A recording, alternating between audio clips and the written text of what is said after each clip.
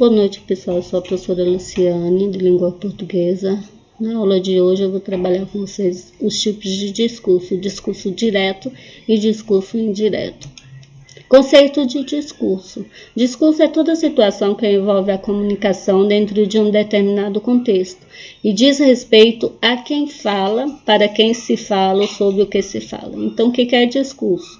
O discurso é uma situação que envolve a comunicação dentro de um determinado contexto. E esse contexto de comunicação diz respeito a quê? A quem fala, para quem se fala e sobre o que se fala.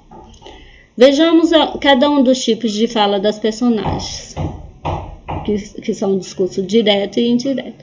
O que é discurso direto e indireto? São tipos de discurso para inserir falas e personagens e pensamentos de personagens no gênero narrativo.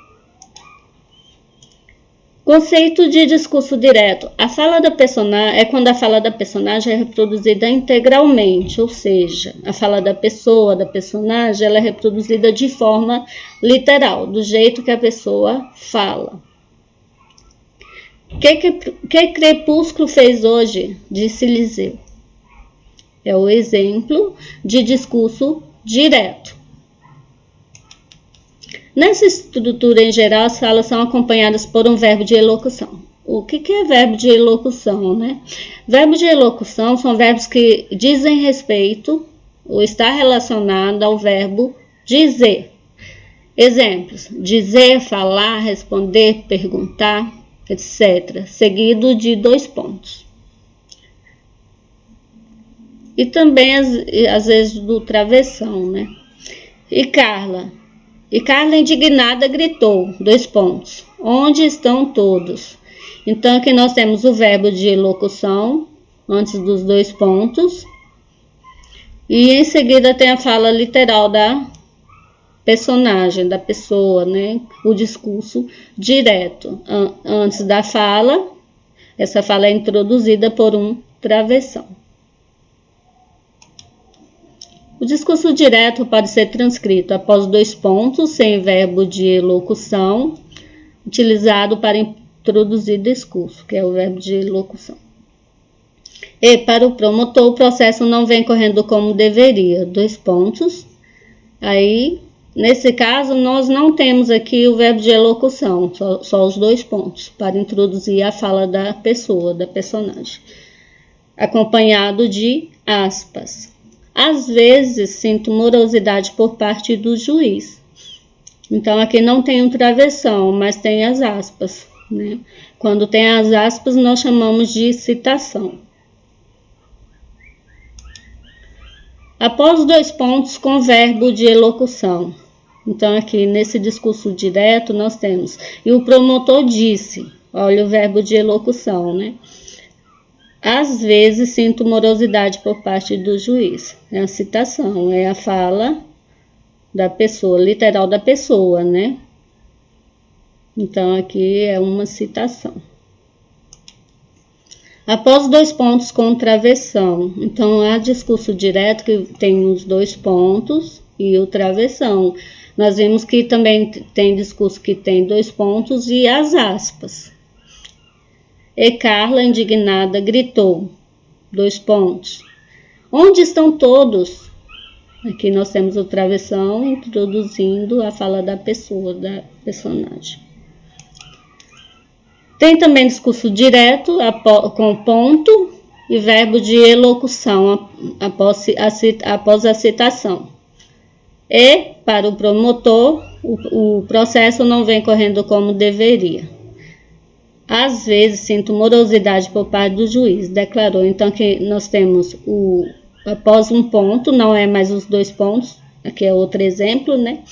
Você também pode colocar no discurso direto um ponto e as aspas para a citação, e no final o verbo de elocução, declarou. Discurso indireto. O que é discurso indireto, né? Por meio do discurso indireto, a fala do personagem é filtrada pela do narrador. Você, por exemplo, né? Não mais a transcrição literal do que o personagem falou, mas a transcrição subordinada à fala de quem escreve o texto, ou quem narra, né? Então, aqui o discurso indireto não há mais a fala integral da personagem, e sim tem do narrador ou do escritor. Então, há intervenção de outra pessoa aí para declarar a mensagem. No discurso indireto, utiliza-se, após o verbo de elocução, a oração subordinada, uma oração que depende da sua oração. Ou seja, depende de outra oração, né?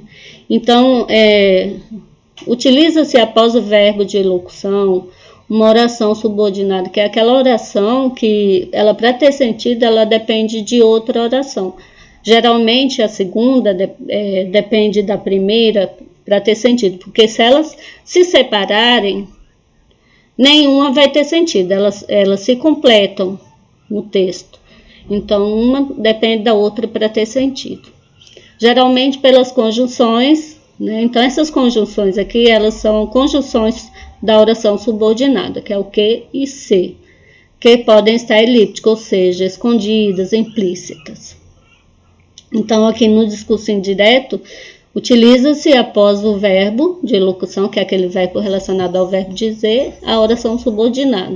Então, essa oração subordinada é introduzida e inicia-se com o que e o se.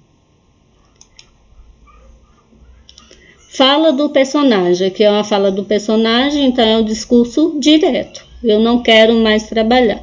Aqui nós vamos passar essa fala do personagem para o discurso indireto. Pedro disse que não queria mais trabalhar. Você pode observar que mudou um pouco a estrutura, né, das orações, do discurso direto para o indireto. Por exemplo, os verbos, né, houve uma mudança. O verbo que era quero mudou para queria. Então, há uma mudança aí, né, no tempo verbal. Aqui, outro exemplo. Eu não roubei nada deste lugar. Discurso direto, né?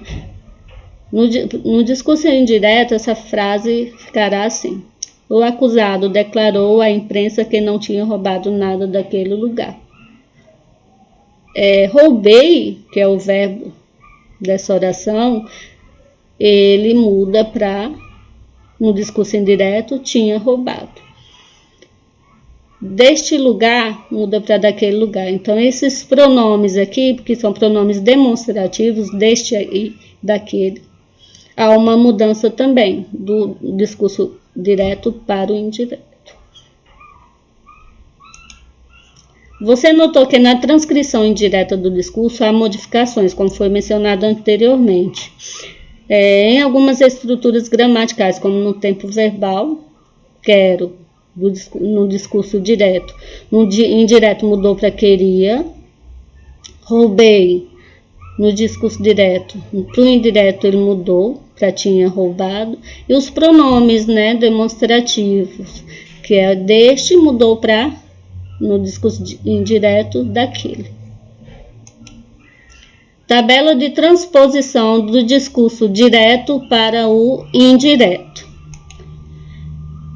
Então, aqui, vamos ver o que é que vai mudar, né? Do discurso direto, a mesma oração, para o discurso indireto. No caso aqui, o verbo. Não bebo dessa água. O verbo bebo, que é a ação praticada pelo sujeito, ele está no presente do indicativo. Quando a ação ela acontece no momento da fala, né? Então, eu não bebo dessa água, afirmou a menina. É um discurso direto. É presente e é do indicativo. Por que do indicativo? Porque essa ação indica certeza. O verbo no pretérito imperfeito do indicativo, né? Então, ele muda do presente do indicativo no discurso indireto, ele muda o verbo no pretérito para o pretérito imperfeito do indicativo. A menina afirmou que não bebia daquela água. Então, aqui, bebo, que está no presente, vai mudar para bebia, que está no pretérito. Todos os pretéritos são passados. Existem 3 tipos de pretérito, que é o pretérito perfeito, o pretérito imperfeito e o pretérito mais que perfeito. O imperfeito é quando a ação ela fica inacabada no passado, ou seja, ela não fica concluída. Tá? Indicativo, eu já mencionei que é o verbo no modo indicativo indica certeza. Tá? Então, a menina afirmou que não bebia daquela água. No discurso direto, está no presente do indicativo o verbo. Quando passa para o indireto, ele vai para o pretérito imperfeito do indicativo. Aqui, no discurso direto. Perdi meu guarda-chuva, disse ele. Perdi é a ação verbal, né, da oração e está no pretérito perfeito, ou seja, essa ação ficou concluída no passado. Perdi meu guarda-chuva e pronto, né? Ficou concluída essa ação no passado. Já no discurso indireto, o verbo ele vai para o pretérito mais que perfeito. O verbo no pretérito mais que perfeito indica o quê? Indica uma ação passada relacionada a outra ação passada. Então, são 2 passados juntos na mesma oração. Ele disse que perdera seu guarda-chuva. Ele disse que tinha perdido seu guarda-chuva. Então, aqui, perdera é a mesma coisa que tinha perdido. Então, aqui, perdera está no passado. E disse também, então, é uma ação relacionada, uma ação passada relacionada a outra ação passada. Então, muda aí o tempo verbal. Verbo no futuro do indicativo, no discurso direto, né? Ele confessou, irei ao jogo. Futuro é uma ação, esse verbo aqui ele está no futuro, é uma ação que ainda vai acontecer depois do momento da fala. Então, irei ao jogo. Ele ainda vai ao jogo. Não foi ainda. Então, aqui é o futuro, o verbo no futuro e do indicativo, porque indica certeza, né? Esse verbo. Já no discurso indireto, o verbo passa do futuro do indicativo para o futuro do pretérito. O próprio nome já está falando. É uma ação verbal. Ele confessou que iria ao jogo. É uma ação verbal que está no futuro, iria, do pretérito. É um futuro relacionado a um pretérito, a um passado. Ele confessou. Então, aqui é o outro verbo. São 2 verbos. Uma ação que está no futuro, ela está relacionada a uma ação passada. Por isso que é verbo no futuro do pretérito. Verbo no imperativo. O verbo no imperativo indica a ordem, né? Aplaudam, ordenou o diretor. Então, o verbo no imperativo indica a ordem. Aplaudam, está pedindo para as pessoas aplaudir. Então, ele indica, esse verbo ele indica ordem e pedido. Então, aqui ele está no imperativo. Já quando passa para o discurso indireto, esse verbo vai para o pretérito imperfeito do subjuntivo. O diretor ordenou que aplaudíssemos. Pretérito imperfeito do subjuntivo. Aqui o verbo é aplaudíssimos. Está no passado, imperfeito, porque essa ação não ficou concluída no passado, e subjuntivo indica, no modo subjuntivo indica dúvida. O diretor ordenou que aplaudíssemos. Vocês lembram da oração subordinada, das conjunções subordinadas? O que e o se introduz as orações subordinadas. Tá? Então, aqui no discurso indireto há uma oração subordinada. Uma depende da outra para ter sentido. Então, aqui, o diretor ordenou que aplaudisse. O verbo passou do imperativo para o pretérito, né, para o passado. Essa ação não ficou concluída, então por isso que é imperfeito. E do subjuntivo que indica dúvida. Né? Será se eles aplaudiram mesmo? Há uma dúvida aí, né? O diretor ordenou, mas não sabemos se eles aplaudiram. Tá?